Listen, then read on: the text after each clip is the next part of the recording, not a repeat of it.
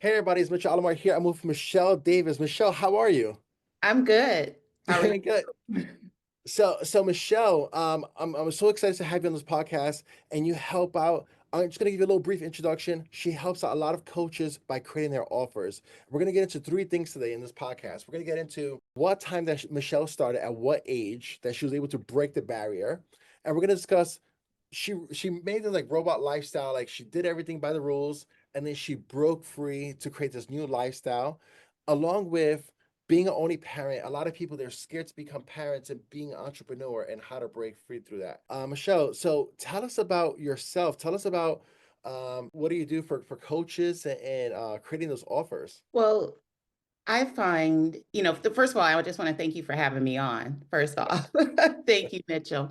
yes. But the reason I help coaches with offers is, when a coach finds themselves not making the revenue that they desire in their business, is usually because of a few things. One is they have an well, they have an offer, but they haven't tested it in the marketplace yet because they're not putting themselves out there and they're not marketing, or they don't know how to market, or they don't know how to bring someone through a process to take them from just learning about them to actually becoming a client.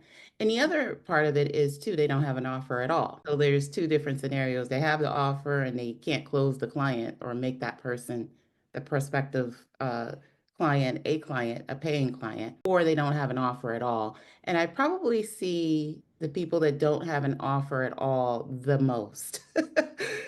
They think their role in the marketplace is to provide a service. And the thing that people have to remember is your coaching, no matter what your niche is, you're not the only one doing it. There's a gazillion other coaches doing it. So how are you setting yourself apart from everyone else?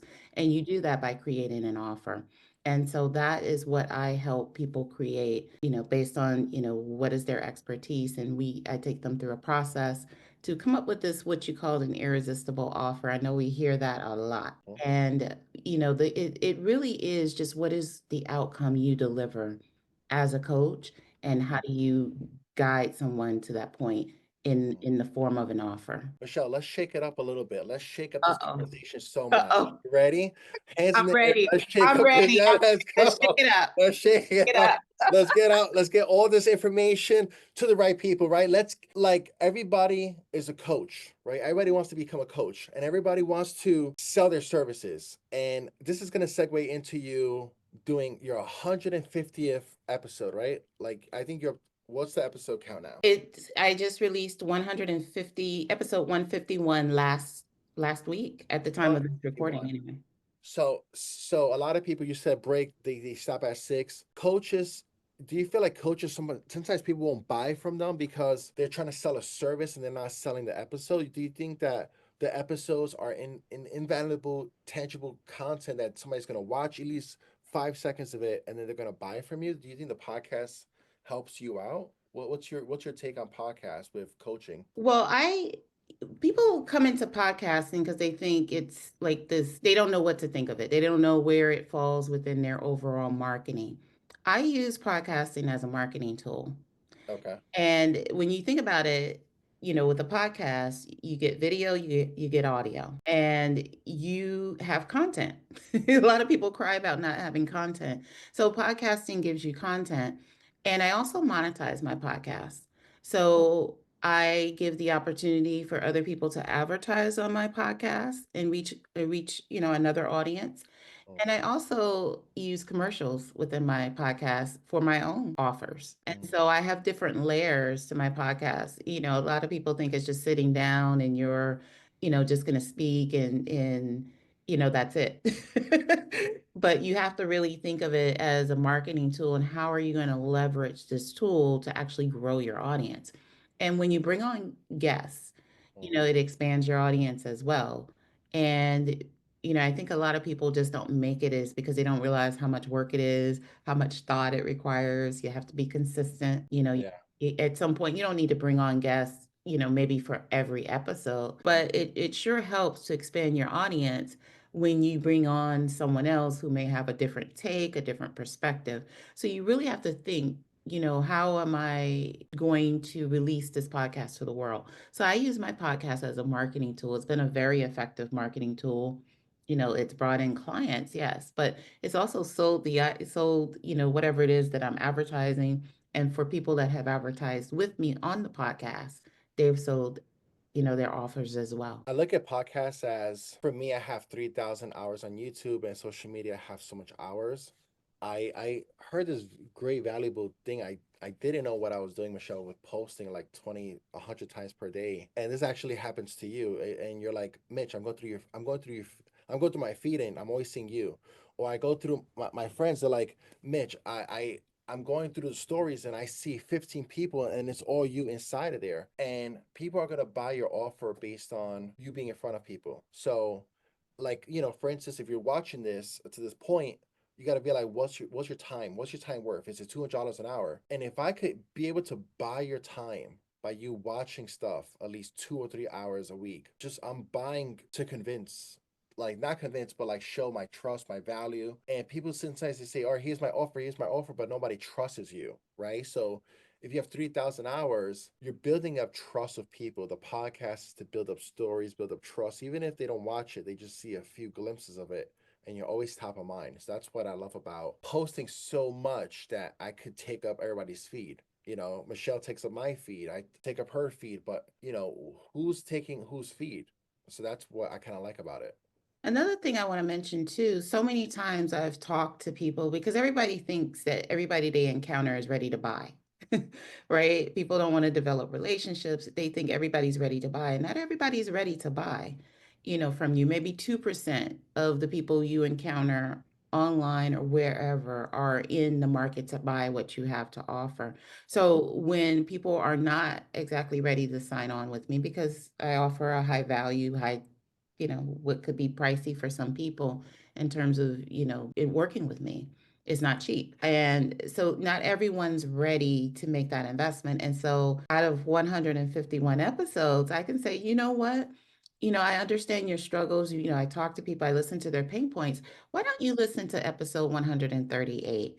Because I talk about A, B, and C, and then I text it to them. So, there's so many different ways you can use your content. Or you could say, you know what, I did a podcast about that where I was a guest, or I did a video about that. And you can go in turn send them that video. And that's another way for you to not just walk away from someone, but just because they're not ready to buy from you right now, but to say, hey, I have another way to deliver value, to you. Yeah, well said, Michelle. So I'm gonna get into this crazy question, and I would hope everybody responds in the comments with this answer. And I'm gonna ask Michelle this crazy question. Michelle, are you ready for this? I hope so. Let's get a little fingers. Yeah, let's get to Ready. let's get the questions. Let's go. Let's go. All right, Michelle, and everybody watching this. I'm gonna ask Michelle a dangerous question. Uh-oh.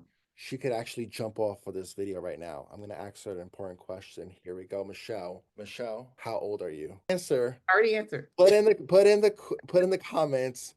Is it 18? Is it 20? Is it 30? Is it 40? Is it 50? Is it 60? Is it 70? Is Michelle 80? Put in the No one better not put 80 or 70. Put in the comments, is she 80? Is she 80? So Michelle, I love you as a sister. Well, if I was a brother, your sister. We've done so much stuff, and I just can't believe the age you are and the energy you have, and sometimes you pushing everybody to the next level, and you go to sleep at 1 o'clock in the morning, 2 o'clock in the morning, you still wake up at 7. So what is the age that everybody guessed below? What is your age, Michelle? I'm 54. Wow, 54. If you got it right. Wow, yes. 54.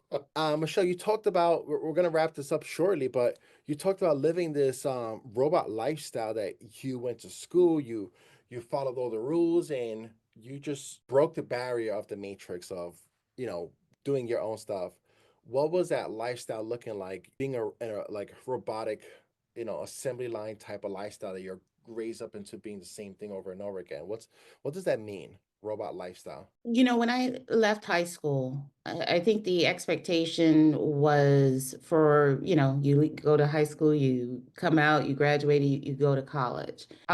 No one ever dives into what you really should be going to college for, what kind of career should you be seeking. And so I kind of found myself in nonprofit. I went to, got my undergraduate degree, got my graduate degree, ended up working, in nonprofit for like 20 years. And about 16 of those were as a manager, running, departments and supervising large teams. But I found myself at a point where it's like, wow, we're working with people that have challenges, but yet the work environment was so toxic. It was Mm. so toxic. And I found myself just so unhappy.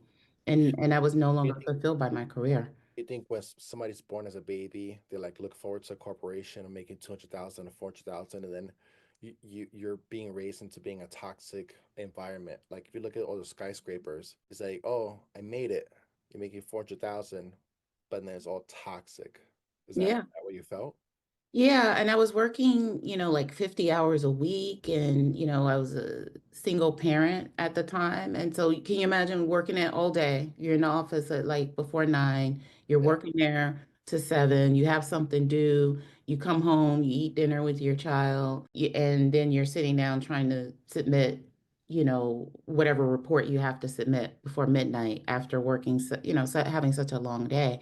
It's not a life that I wanted. It was no longer fulfilling, but I couldn't even enjoy my personal life the way I was, overworked and undervalued and underpaid. So you broke free through all of it. Now you are able to work for yourself. You're able to help other coaches. You're able to help out all the people create these offers.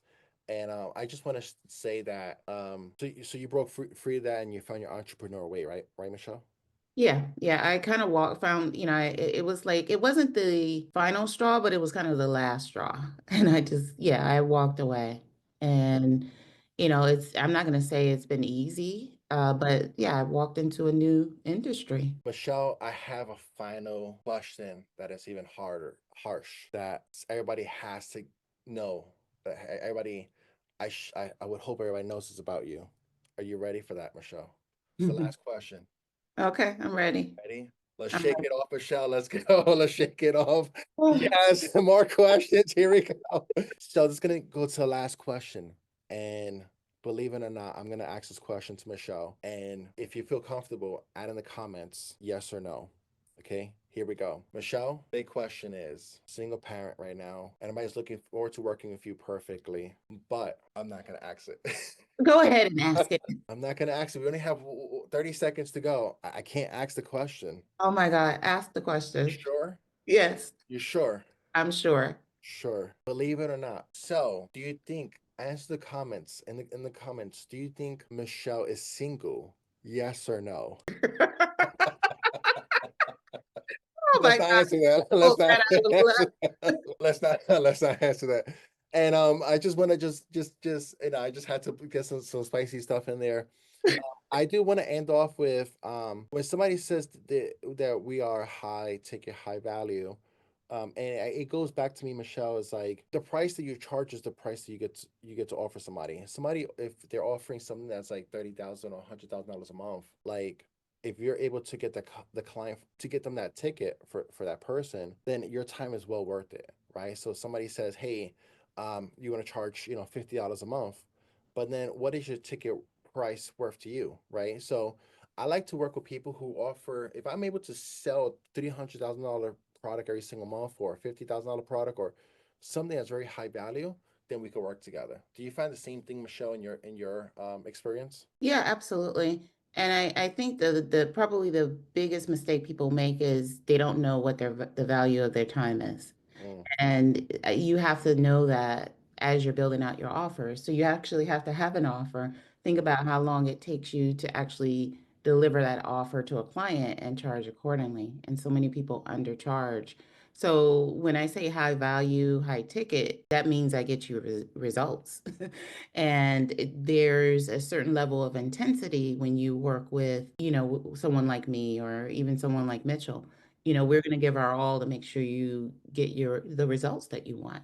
as Yeah, opposed to like, yeah, a yeah. course or something. So we're gonna put the link below here. We're out of time, but Michelle, what do you want to give to everybody on the link below here? Yeah, I want you to price out what is the value of your time so that you can factor it in when you build out your offers, and you can get it free at gemstoneconsultingservices.com/pricing and get the baseline value of what your time is worth. So when you're building an offer where you're spending like 25 hours, you know, how much, what is that, the value of that time? Thank you. So, and Yeah, a free training video too.